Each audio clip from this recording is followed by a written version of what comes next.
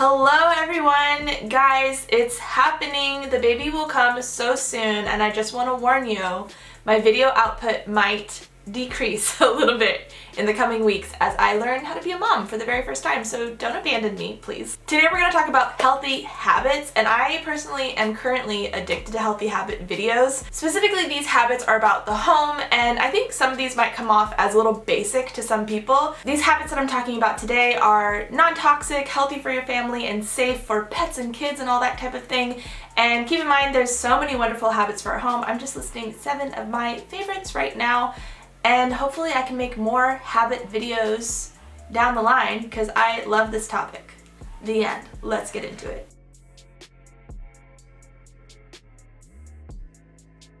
The first habit is just to establish a regular washing routine for some of the items in the home that require these regular washings that I think often get forgotten or neglected. Things like your shower curtain liner, if it's not plastic, bath towels and sheets. I think sometimes we forget that these things get dirty, especially things in the shower like the shower curtain and bath towels, because we think, oh, well, I'm using the towel to clean myself, so of course the towel is clean. No, it is not. So pick a schedule for yourself. I wash my shower curtain once a month and my bath towels and my sheets once a week. This next trick, hack, tip is a little strange, and forgive me for putting this in. I just kind of wanted to share this because I realized I don't think everyone knows that you can remove the head of your spatula to dry out. Whether you have a wooden handle or a plastic handle, most spatulas do come off the head, and I always take it off every time I wash it. People open my door and they think my spatula is broken, but it's not. It prevents mildew and mold, and I always leave it off until I use it. I use it and then I remove it immediately. When you keep the head on top of the handle, that is a welcoming location for mildew and mold to congregate. I really like to open my windows every day for at least a period of the time, if not all day, depending on the weather. It's just good to let fresh air in, air out the muskiness. Of course, you do want to be careful on days with poor air quality. In California, we have a pretty long wildfire season, so we need to keep our windows closed when there's smoke. And another thing to be careful of, which I will talk about later, is be careful on the days when your city is spraying pesticides.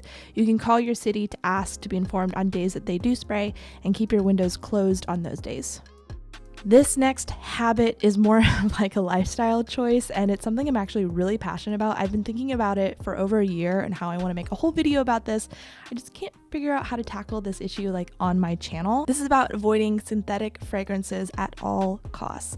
Let me just give you a little bit of information. In the US, manufacturers can legally hide hundreds of synthetic chemicals in the word fragrance on the ingredients list. I really encourage you to look into this issue because it is a dramatic one when you think about all the fragrances we are surrounded by, not only in our homes, but when we go in public too.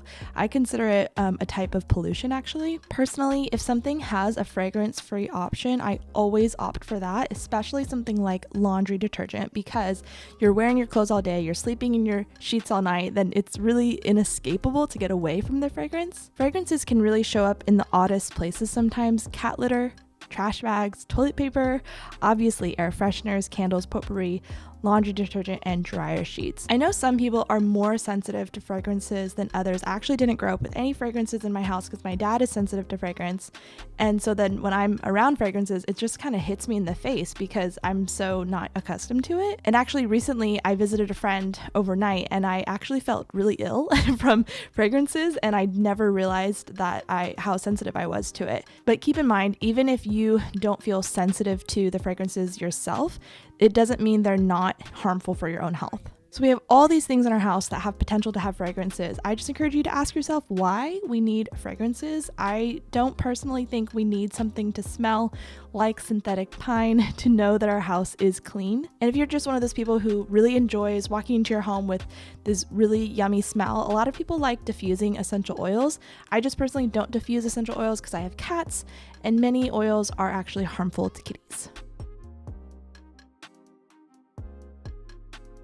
My next habit is also a lifestyle choice, and I clean with non-toxic cleaners, and these are for very similar reasons that I avoid fragrances. I encourage you to learn about the ingredients in your cleaning products and try to go for the cleanest stuff possible. I'm going to link my zero waste cleaning routine below so you can see some of the products I use. I know a lot of people feel like they need the harmful stuff, they need the high chemical, crazy, intense cleaners to clean their house, but if we're cleaning our house regularly, then you actually don't require that type of cleaning product, and using a clean product is going to do the job just fine. I also encourage you to not be fooled by tricky marketing. Just because a cleaning bottle has a green leaf on it doesn't mean it's actually a non-toxic product. I personally really love the brand Blue Planet. They make it so easy to reduce my waste. It's very affordable and the ingredients are very clean. You can also make your own cleaner, which is so ridiculously easy. It's just like water and vinegar, add a couple essential oils in there, and there you have a multi-purpose cleaner. But there's so many wonderful brands out there. Organic shops like Whole Foods and Thrive Market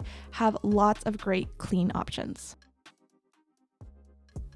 My last habit is another big topic, and it's avoiding pesticides. In the US, over 4.5 billion pounds of pesticides are used every year. 75% of that is agriculture, but 25% is in homes and gardens. Pesticides are very harmful for human health and especially damaging to our gut health. So it behooves you to learn a little bit about pesticides and how you can just pivot a little bit your choices so we can avoid them in our house. When it comes to bugs that we consider pests, if you focus more on preventing bugs from entering your home or garden, you'll be a lot better off than focusing on killing the bugs that you allow to enter. So when you garden, think a lot about your soil. If you have a healthy soil, you're probably going to be fine. And actually, not all bugs are pests, considered pests for the garden. And so that does take a little digging into, depending on what you're growing, which bugs are actually beneficial for your garden. If you're looking for a good natural brand, I really like the brand Dr. Earth. Not every one of their products is totally vegan, but they have some really nice organic options. But when it comes to your home, I just want to give you some tips to focus on preventing bugs from entering. So keeping your home clean so ants and other bugs aren't attracted, clean up spills and crumbs immediately. Don't leave dirty dishes in the sink overnight. I know, easier said than done. If you have like fungus gnats in your houseplants, don't overwater them so you prevent that. Wash your bedding regularly and also vacuum your couch cushions regularly to get rid of dust mites and prevent the cycle from starting all over again.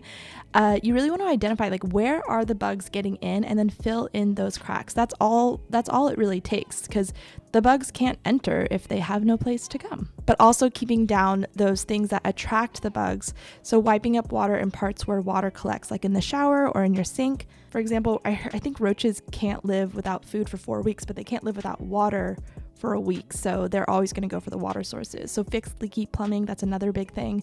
And then if you do want to get some sort of like healthy home spray, there are some nice options. I'm not really going to recommend any here. You have to do your own research on that, but focus on the non-toxic ways to get rid of bugs. And then again, keep your windows closed when you know your city or your neighbors are spraying pesticides.